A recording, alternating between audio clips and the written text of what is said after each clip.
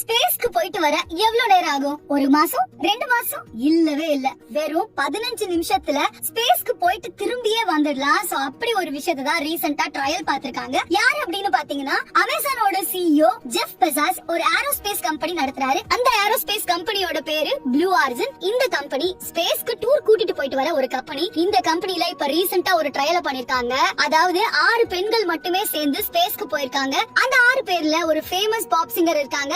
அவங்க தான் Katy Perry. And அது மட்டும் இல்ல, அவங்களோட சேர்ந்து அமேசான் சிஇஓட ஃபியான்சியும் போயிருக்காங்க. இந்த 6 பெண்கள் கொண்ட குழு ஸ்பேஸ்க்கு போயிட்டு வந்த மொத்த டைம் எவ்வளவு பாத்தீங்கன்னா 10 நிமிஷம் 21 வினாடிகள்ல போயிட்டு வந்திருக்காங்க. இந்த விஷயத்தை அபிஷியலா ப்ளூ ஆரிஜின் தெரிவிச்சிருக்காங்க. இந்த ஸ்பேஸ் டூர் மெக்கானிசம் எப்படி ஒர்க் ஆகுது அப்படின்னு பாத்தீங்கன்னா, வெர்டிகலான ராக்கெட் மேல ஒரு பாட் இருக்கும். அந்த பாட் குள்ள தான் இந்த 6 பேரும் இருந்திருக்காங்க.